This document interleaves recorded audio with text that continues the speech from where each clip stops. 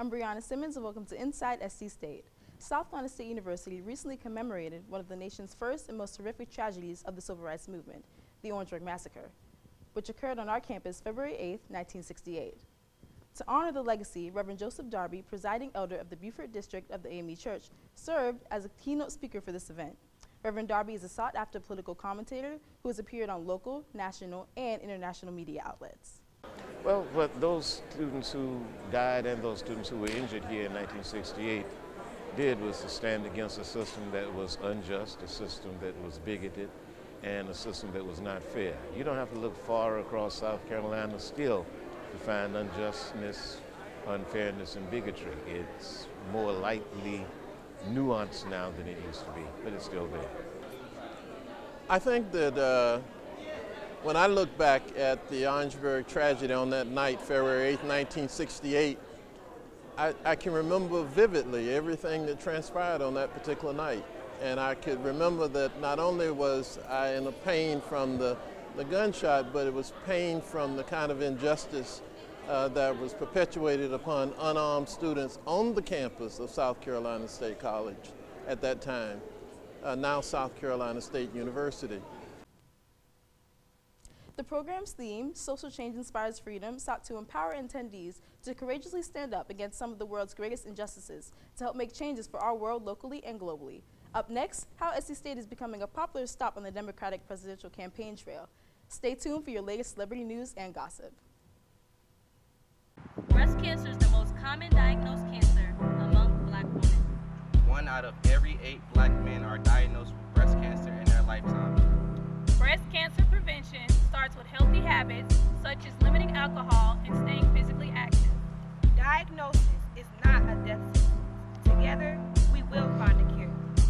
We are SC State, and we are the cure!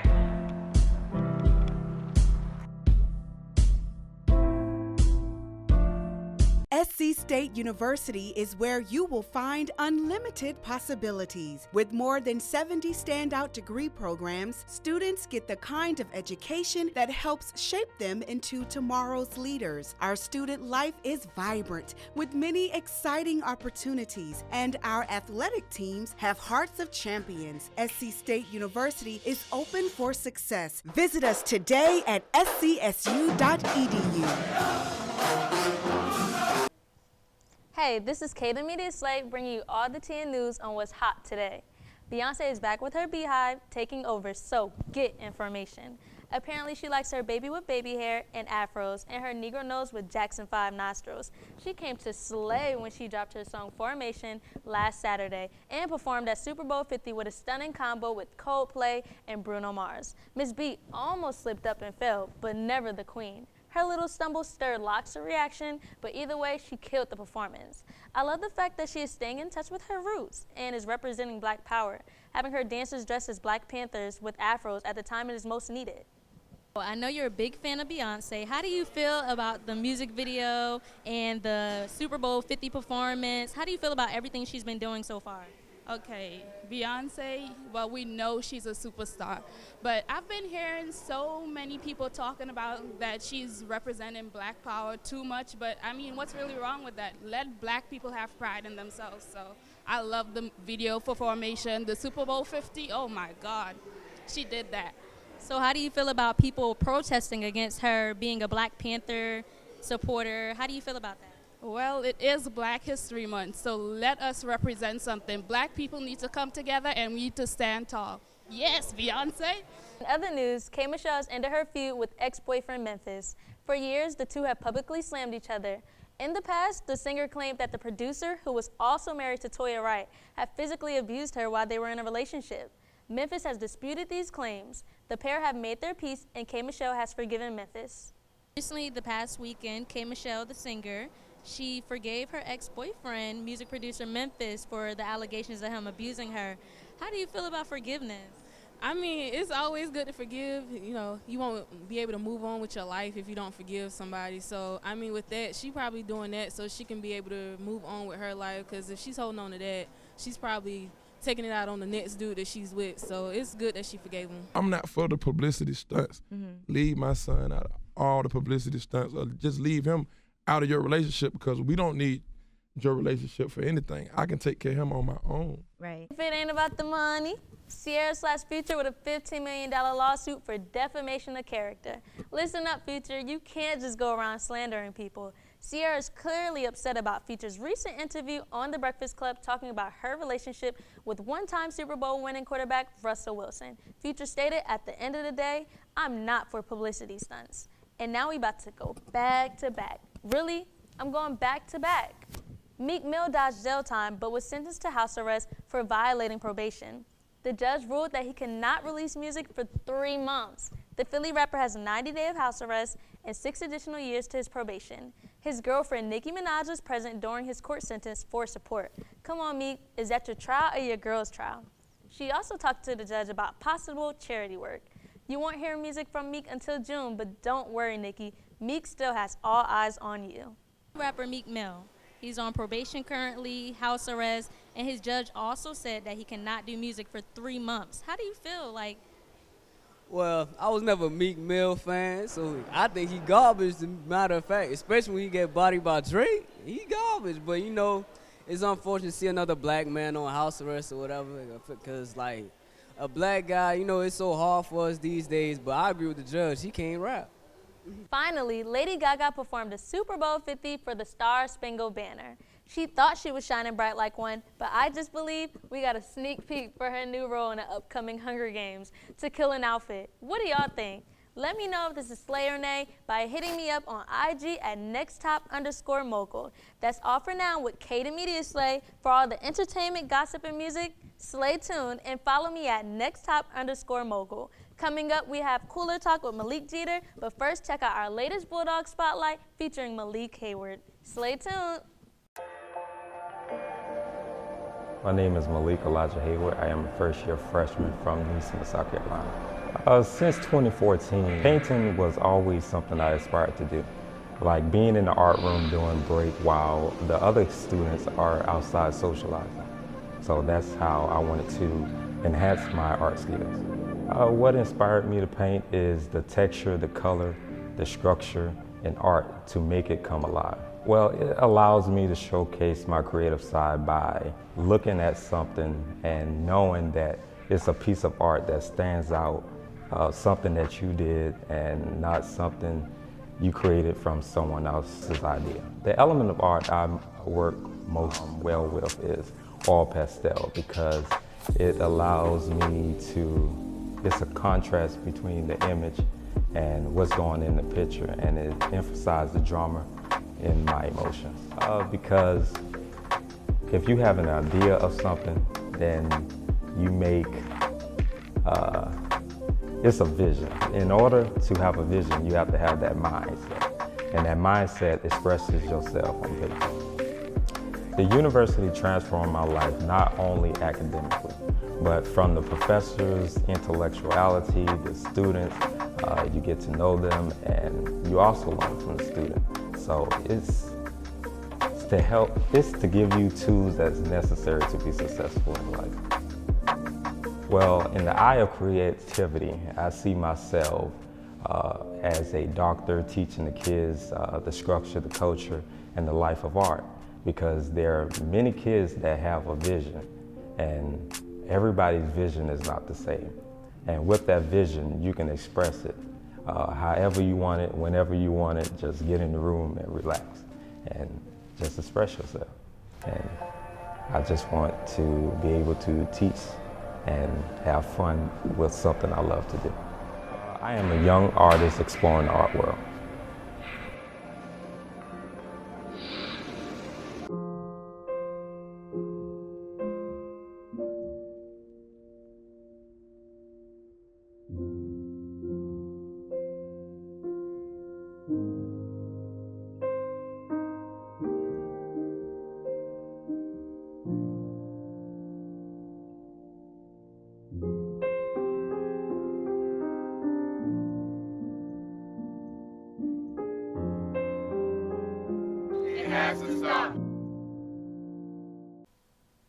This is the Cooler Talk with Malik Jeter. First, I want to give a shout out to the Denver Broncos for winning the Super Bowl, even though they didn't deserve it, because we all know Pittsburgh Steelers should have been in the Super Bowl, but that's another story for another time. As you all know, Carolina Panthers broke a lot of hearts and emptied a lot of pockets over the weekend. I can honestly say the Panthers may, I repeat, may have another shot at going back to the Super Bowl. But hey, look on the bright side. At least we didn't have to see the Brady Bunch playing in another Super Bowl for the 100th time. Boy, I'm tired of seeing the Patriots, man. Call me a hater, whatever. Denver fans got a chance to see their coach Gary Kubiak washed up in Gatorade and possibly Peyton's last game. If he knows what's best for him, he'll retire. Pull a Brad Favre if he want to. Did you all see Cam Newton's press conference? You got to admit, that was pretty funny, right? He tried to pull a Marshawn Lynch. I'm here so I won't get fined. I'm here so I won't get fined. I'm here so I won't get fined. Here are my top 5 Super Bowl 50 memes. Well, Steve, looks like you're wrong again, man. You know, I never knew why Jordan was actually crying, but shoot, I don't blame him after Sunday's game. Cam don't need no sprinkles, no rain, no nothing. Yeah, sure, good job protecting Cam, Mike.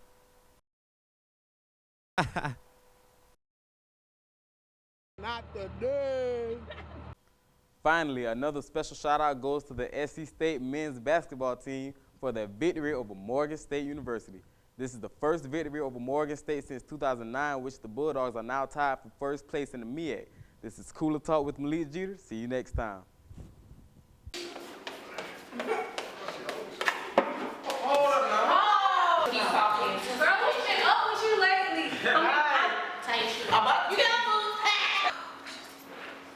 An L? Are you serious? See you later. What? You hungry? Yes. You're not eating when you're hungry.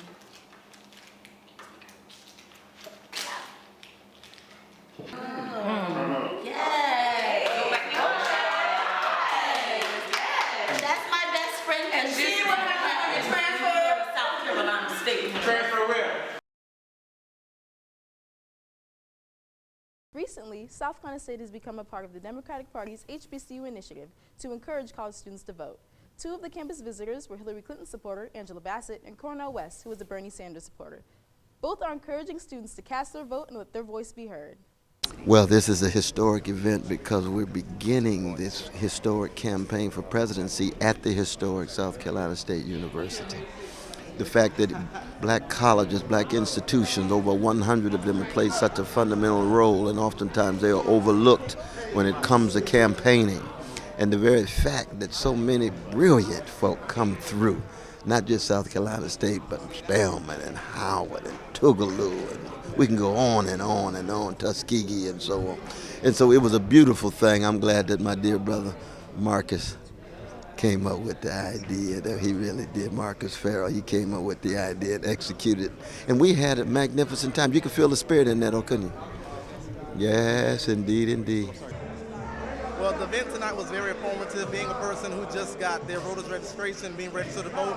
So this will be the actually first year that I'm able to vote. And after doing my own research and using my discernment upon all the politicians, I think was very, very eye-opening as to what Mr. said today. I believe it's very informative because being an HBCU, sometimes you get overlooked by mainstream universities like PWIs. So I think it was very informative for students to come out and listen to what was being said. I mean, after doing research on it, I was just elated to just be in the audience to hear him speak. I think that she has shown, by, over the course of her entire career, who she cares about, what's important to her, whether it's, early childhood education, making sure that our children are, education is the key to success in this country, to opening any door for, any possibility of success. It just is, no ifs, ands, buts, sugarcoat, or whatever. And one of the first jobs that she had out of law school was here with the Children's Defense Fund here in South Carolina, and the work that she was able to on the groundwork to do, whether it was laws and legislature to get young people who are incarcerated within the population of more experienced long-term criminals, and what was happening and that kind of the atrocities happening in that situation, just going to all the prisons, around this state and separating that population of young people from older. I'm Brianna Simmons, and thank you for tuning in to Inside SC State. And remember, Here at SC State University, we are transforming lives and inspiring greatness.